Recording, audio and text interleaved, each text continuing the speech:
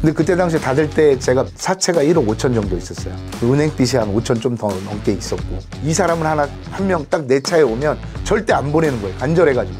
이 손님한테 못 팔면 죽는다는 생각으로 판 거죠. 트럭에서 파니까, 참외가 안 좋으니까, 날씨가 더우니까, 이런 변명만 하고 있었던 거예요.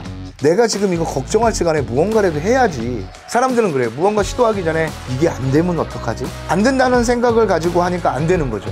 세상이 너무 어렵고 경기가 안 좋다고 그래요. 근데 코로나 때 뭐라고 그랬어요? 코로나라고 죽겠다고 그랬죠. 근데 지금은 뭐라고 그래요? 올해는 뭐라고 그래요? 코로나 때가 좋았다고 그래요. 제가 지금 생각해보면 오늘보다 더 좋은 내일은 없어요. 오늘 내가 열심히 살지 않으면 내일은 더 형편없는 날이 되는 거예요.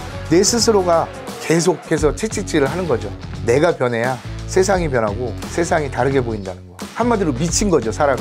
무슨 일을 하든지 간에 그렇게 미치면 세상을 바꿀 수 있다고 생각해요. 내가 세상을 다르게 볼 수 있는 시선을 가지는 거예요.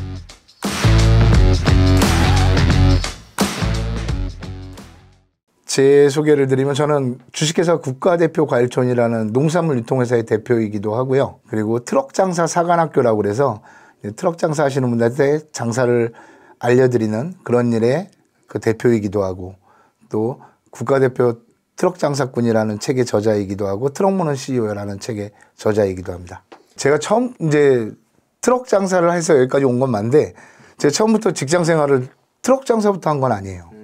전 대기업에서 이제 기업을 했어요. 저 근무를 했는데, 뭐, 유명한 자동차 공장에서 첫 번째 근무를 했어요, 저는. 그리고 제가 약간 좀 그런 게 있나 봐요. 그 취업운도 좋은데, 또 그 파괴왕 같은 그런 기질도 있는 것 같아요.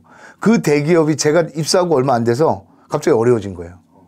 그래서 구조조정을 하는 거죠. 또 그 다음 들어간 직장이 항공사였어요. 항공사에 들어가서 근무를 했는데, 거기서도 그 항공사가 제가 들어가고 얼마 안 있어서 또 어려워진 거예요. 또 구조조정. 그게 반복인 거죠. 그걸 보고 역시 나는 직장이 안 맞나 보다. 그리고 그만두고 또 중소기업 좋은 데를 들어갔어요. 그런데 거기도 만족을 못 하겠더라고요, 제가. 그래서 그만두자. 그리고 어느 날 이제 방송에서 본 거예요. 강남에서 야채가게, 과일가게에서 일하는 총각들을 봤는데 너무 열정적으로 일하는 거예요. 그래, 난 장사를 배워야겠다. 기왕 배울 거면 대한민국에서 제일 잘하는 사람한테 가서 배워야겠다. 그리고 그 탄탄한 회사들을 다 그만두고 무작정 찾아간 거죠. 그래서 야채가게에서 8년 정도 제가 그 직원 생활을 하다가 2011년도에 제 가게를 열었어요. 8년 만에.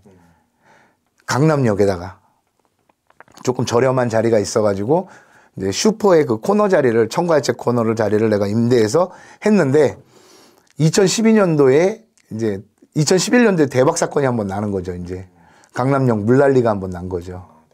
그래가지고 어렵게 해서 제가 다시 그걸 정상복구를 했는데, 2012년도에 서울시에서 공사를 하는 거예요. 거기다가 가게 바로 앞에다가 2년 정도 되는 토목공사를 하는데 빗물 저류장 공사래요. 그게 2년 반 정도 걸린다는데 축구장에 한 3배 정도 되는 땅을 파요. 그래서 강남의 역 주변에 내리는 모든 빗물을 다 한 군데로 모으는 거예요, 거기. 그래서 천천히 한강으로 방류시켜주는 그런 공사를 한다는 거예요. 가게 바로 옆에서. 그것도 땅을 다 파헤치고 막 큰 차가 다니니까 결국은 어쩔 수 없이 이제 가게를 닫게 됐죠. 근데 그때 당시에 닫을 때 제가 빚이 한 사채가 1억 5천 정도 있었어요. 그 은행빚이 한 5천 좀 더 넘게 있었고. 근데 사채를 써보시면 이게 사채가 참 재밌는 복리이자예요. 사채는 절대 못 갚게 돼 있더라고요, 구조가. 이걸 갚다가 내가 평생 이 사람 노예로 살아야 되는 거예요, 사채업자. 와이프가 당신이랑 나랑 둘이서 벌면 한 20년, 30년 걸리면 그걸 못 갚겠냐라고 얘기를 하는데, 그때 당시에 제 딸이, 큰딸이 중학교 3학년인데 한 달에 학습지 시킬 돈 3만 원이 없는 거예요, 제가. 그런 인생을 20, 30년을 산다는 게 너무 무서운 거예요, 내 스스로가. 우리 둘째 딸이 자는데 자다가 머리를 털면 바퀴벌레가 나와요. 천장에서 쥐가 다니고. 그런 집에서 계속 살아야 되는 게 너무 끔찍한 거예요, 제가. 그런 인생을 20, 30년을 살아야 된다는 게. 트럭 장사를 해야겠다. 가진 게, 남은 게 트럭 한 대밖에 없었거든요. 그래가지고 트럭 한 대에다가 이제 장사를 하겠다고 그랬더니 집에다 또 난리가 난 거죠. 모든 사람들이 다 똑같은 얘기를 하는 거예요. 트럭 장사가 되겠어? 가게들도 지금 안 돼서 문 닫는 판국에 트럭 장사가 되겠어라고 얘기를 하더라고요. 열이면 열 다 똑같은 말을 하는 거예요. 그래서 남들이 다 안 된다고 그러니까 더 이게 하고 싶어지는 거예요. 야, 그러면 이게 블루오션이다. 이게 남들이 다 하지 말라고 그러니까 요것만 잘해내면 난 대박이 나는 거다. 잘해낼 수 있다. 그래서 장사를 시작한 거죠. 그렇게 해서 트럭 장사를 2년 해서 모든 빚을 다 갚았어요. 그리고 지금은 이제 트럭 장사 사관학교라는 걸 하고 농산물도 유통하면서 트럭 장사 하시겠다고 인생에서 제일 힘들 때 저를 찾아오시는 분들한테 이제 트럭 장사를 가르쳐 드리고 그들이 자립할 수 있게 도와드리는 일을 하고 있죠. 제가 지금도 제 카톡에 그 프로필 그 메시지가 뭐냐면요. 필생 즉사, 즉사 필생이라고 돼 있어요. 정말 트럭 장사를 할 때는 죽자고 한 거예요, 이거는. 뭐 대충 해가지고 그런 말을 해요, 저는. 사람이 절실하면 방법이 생기고 적당히 원하면 변명과 핑계가 생긴다고 그러거든요. 저는 절실한 거죠. 이 트럭 장사 아니면 답이 안 나오니까. 하루에 2시간, 어쩔 때 1시간 자고 장사를 하는 거예요. 자다가도 깜짝깜짝 놀라서 꿈을 꿔요, 막. 아, 내가 막, 돈이 없어가지고 빚쟁이들한테 저희 집에 맨날 빚쟁이가 쫓아왔거든요. 그런 걸 꿈을 꾸면 자다가도 일어나면 바로 장사하러 나간 거예요. 이대로 너무 산다는 게 너무 무서웠기 때문에 잠을 못 자고 거의 1시간, 2시간 자면서 트럭 장사를 했어요. 또 새벽에는 또 새벽에 보면 그 해장국 먹으러 오시는 식당들 있잖아요. 거기 가서 장사를 하고 또 밤 시간에는 또 밤에 깨어있는 분들이 있어요. 뭐 동대문 시장이나 이런 데 가면 사람들이 깨어있어요. 그리고 지방에서 올라오시는 분들이 동대문 시장에서 이제 관광버스로 와가지고 물건을 사고 관광버스에서 내려가요. 이렇게 새벽에. 그럼 그분들한테 가서 파는 거죠. 그 뭐 동대문 시장 가에 그 여행용 캐리어 있잖아요. 마치 내가 옷 사러 온 사람처럼 그렇게 하고 들어가는 거예요. 안에다가는 참외를 잔뜩 봉지에 담아가지고. 그래서 위에서부터 맛보기를 하면서 내려오는 거죠. 그렇게 해서 거기서 파는 거예요. 그리고 버스 안에서도 팔고. 뭐 쫓겨날 때도 많았죠. 막. 그 보안 요원들한테 걸려서. 그러고 또 며칠 뒤에 또 가고 그런 거예요. 그렇게 해서 아까도 말했지만 절실한 방법이 보인다고 이걸 어떻게 팔까 고민을 하니까 해보게 되더라고요. 뭐래도 해보게 되더라고요. 그렇게 해서 제가 거의 2년 만에 2년도 안 돼가지고 사채를 먼저 갚았어요. 그 다음에 은행빚을 갚았고요. 그 다음에 그 장사하시는 분들이 다 똑같을 거예요. 아마 이거에서 대박이 났으면 좋겠다라고 생각을 하고 장사를 할 거예요. 대부분 창업을 하시는 분들도 그렇고. 그런데 오는 손님한테 그 절실함이 안 보이는 거죠. 이 사람한테 못 팔면 난 죽는다는 생각으로 저는 판 거예요. 뭐 여름날 같은 때는 일부러 아이스박스에 참외를 마시는 것도 놔뒀다가 어머니 지나가면 어머니 참외 한번 맛보고 가세요. 아니 맛만 보고 가세요. 그럼 사람 말 안 할게요. 잡아놓고 맛 보여드리고 또 어머니하고 이런저런 얘기하고 그러면서 손님한테 감정적으로 이렇게 교류를 할 수 있게 한 거죠. 부지런한 모습을 보여준 거예요. 일부러 할 일이 없어도 여기다 참외를 놔뒀다가 여기라도 놔뒀다가 저는 손님들이 들어가면 무조건 다 인사를 한 거예요. 지나가는 어머니들한테도 제일 세상에서 반가운 목소리를 한 거죠. 어머니 안녕하세요. 오늘 옷 너무 아름다우세요. 양상 꼭 쓰고 다니세요. 피부 타요. 진짜 아름다운 피부 가꾸셔야죠. 그러면서 참외 한번 맛보고 가세요. 그리고 손님들한테 계속해서 인사를 한 거예요. 지나가는 사장님들, 뭐 남자분들 지나가면 다 사장님이에요. 아버님, 안녕하세요. 뭐 지나가시면 사장님, 안녕하세요. 이러면서 뭐 때로는 충성도 했다가 그러면서 손님들한테 다 인사를 해서 사람들이 쟤는 달라. 쟤는 다른 트럭 장사하고는 달라. 이걸 느끼게 해준 거죠. 그리고 이 사람을 한 명 딱 내 차에 오면 절대 안 보내는 거예요. 간절해가지고. 이 손님한테 못 팔면 죽는다는 생각으로 판 거죠. 트럭 장사를 나갔는데 장사를 2달 동안 너무 못하는 거예요. 제가 하루에 20만 원도 못 팔아요. 10만 원도 못 파는 날이 너무 허다한 거예요. 제가 지금까지 강남에서만 장사했을 때는 너무 좋은 참외들만 팔아봤어요. 대부분 찌그러들고 못생기고 갈라지고 뭐 이런 참외인데 제가 팔아본 참외는 지금까지 팔아본 참외는 제일 맛있는 참외. 참외값이 아무리 싸도 3만 원, 4만 원. 향도 좋고 아삭아삭하고 그런 참외였는데 길거리 나가니까 너무 못 파는 거예요. 자신이 없는 거죠. 제가 스스로가. 이건 참외가 이래가지고 뭐 팔겠어 이거. 그렇다고 좋은 걸 가까우면 너무 비싸다고 안 사가고. 그러면 변명이 생겨요. 이 동네는 참외 먹을 동네가 아니야. 참외 먹지도 못할 동네야 이 동네는. 더워서 참외가 이런데 뭐 나가겠어? 그런 변명만 한 거예요. 근데 하루는 제가 어느 동네에서 장사를 하는데 어떤 아주머니가 딱 오시더라고요. 웃으면서. 그러면서 총각 저번에 여기서 참외 팔았지 그러시는 거예요. 그래서 그때 참외 너무 맛있었어. 오늘 2봉다리만 줘봐. 그랬더니 저를 이렇게 보시더라고요. 그러더니 총각 밥은 먹었어? 그러더라고요. 아니 하루에 10만 원도 못 파는데 뭐 밥을 먹어요. 기름값도 없는데. 아무 말도 않고 있으니까 야, 밥도 못 먹은 것 같은데 저 뒤에 김밥집 가서 밥이라도 먹고 내가 잠깐 장사를 해줄게 그러더라고요.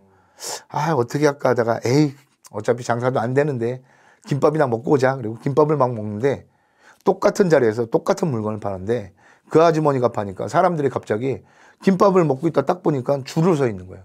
똑같은 자리에 똑같은 물건을 파는데 신기하잖아요.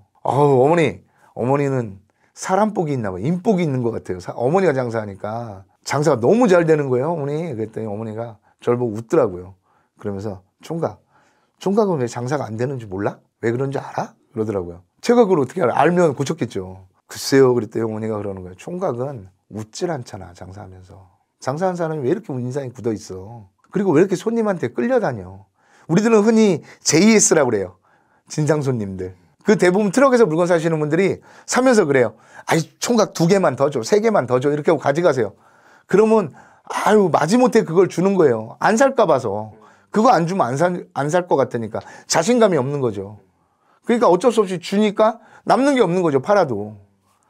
근데 어머니가 그 말을 하고 딱 가는데 갑자기 망치로 뭔가를 딱 맞은 것 같더라고요. 내가 지금까지 다 알고 있었던 건데 그걸 안 하고 있었던 거죠. 내가 트럭에서 파니까 참외가 안 좋으니까 날씨가 더우니까 가게가 아니니까 이런 변명만 하고 있었던 거예요.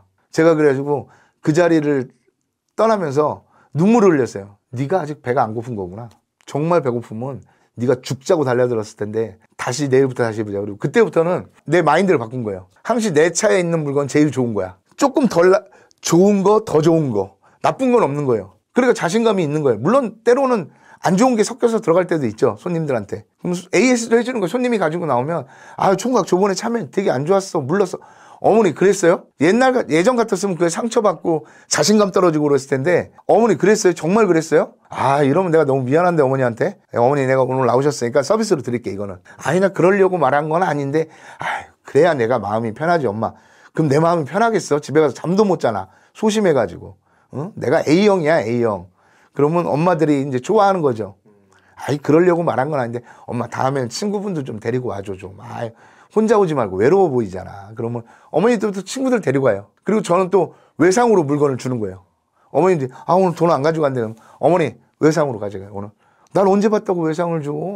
아유 어머니 우리 사이가 뭐 그런 사이예요. 그냥 외상으로 가져가요. 어머니 전화번호 하나 주세요. 제가 문자로 계좌번호 남겨드릴까요.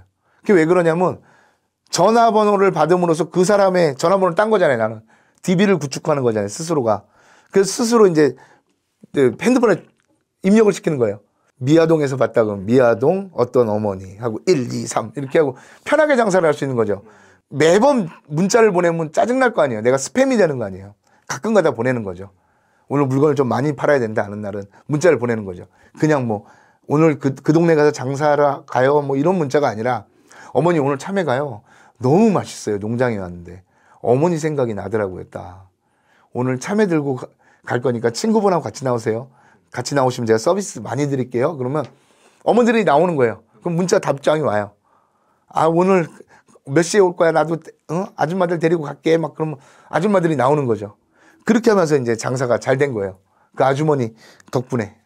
제일 그거는 저는 어떻게 보면 빚쟁이들이 저를 이렇게 만들어준 거예요. 사채업자들이. 이 사람들은 제가 뭐 하루 참외를 못 팔았어요. 이렇게 날씨가 안 좋아서 못 팔았어요. 이런 거 안 봐줘요. 매일매일 이자는 붙기 때문에 일수는 나가기 때문에 어차피 이건 팔아야 돼요. 못 팔았다는 이유가 생기면 안 되는 거죠. 그리고 또 하나 가난이 너무 싫었어요. 이 사람들의 노예로 산다는 게 너무 싫었어요. 집에 가는 길에 아파트가 한 채 이렇게 언덕에 보이는데 저기 아파트 사는 애들은 얼마나 행복할까. 우리 애는 차 다니는 길에서 남이 타다 버린 싱싱카 타고 노는데 저기 애들은 광장에서 탈 수 있고 아파트에서 저렇게 살 수 있고 따뜻한 아파트에 살 수 있고 저기 사는 애들은 얼마나 행복할까. 우리 애가 평생 거기서 그 쥐 나오는 바퀴벌레 나오는 집에 산다는 게 너무 무서운 거예요. 저는 죽자고 일을 한 거예요. 그리고 나서 제일 먼저 한 게 아내한테 그 아파트를 사주는 거였어요. 그래서 아파트를 선물했어요. 아내한테. 그런 간절함이 있었던 거죠. 제가 어려웠을 때 정말 세상이 한마디로 욕이 나올 정도였어요. 세상은 있는 놈들만 사는 거야. 이 세상은. 우리나라처럼 힘든 나라가 없어. 그런 생각을 막 했어요. 제가 근데 문 닫는 날, 가게 문을 닫게 된 날, 이제 저희 그 과일 가게 박스를 가져가는 장애인이 있었어요. 그래서 그분한테 그랬어요. 형, 오늘이 형하고 나 마지막인 것 같아. 나 가게 오늘까지만 해. 그랬더니 그 사람이 웃으면서 막 먹다 나를 이렇게 보더니 그 말을 하는 거예요. 걱정을 한다고 걱정이 없어져. 그러더라고요. 그런 것 같더라고요. 그 말을 듣고 나니까 내가 지금 이거 걱정할 시간에 무언가라도 해야지. 사람들은 그래요. 무언가 시도하기 전에 이게 안 되면 어떡하지?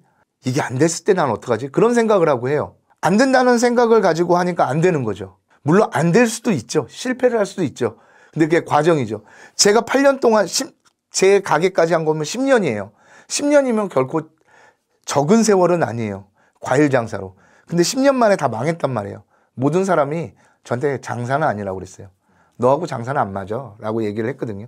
아직까지 때가 안 된 거죠. 제가 덜 노력을 한 거죠. 만약에 그때 그만뒀다면 저는 아마 그 눈앞에 있는 금광을 발견하지 못했을 거예요. 근데 요즘 사람들 그래요. 아, 세상이 힘들다고. 아, 세상이 너무 어렵고 경기가 안 좋다고 그래요. 근데 코로나 때 뭐라고 그랬어요? 자영업 하시는 분들도 그렇고 코로나라고 죽겠다고 그랬죠. 근데 지금은 뭐라고 그래요? 올해는 뭐라고 그래요? 코로나 때가 좋았다고 그래요. 전부. 제가 지금 생각해보면 오늘보다 더 좋은 내일은 없어요. 오늘 내가 열심히 살지 않으면 내일은 더 형편없는 날이 되는 거예요. 내 스스로가 계속해서 채찍질을 하는 거죠. 내가 변해야 세상이 변하고 내가 변해야 세상이 다르게 보인다는 거. 내가 이 자리에 와보니까 내가 변하고 나니까 세상이 다 좋게 보이는 거예요.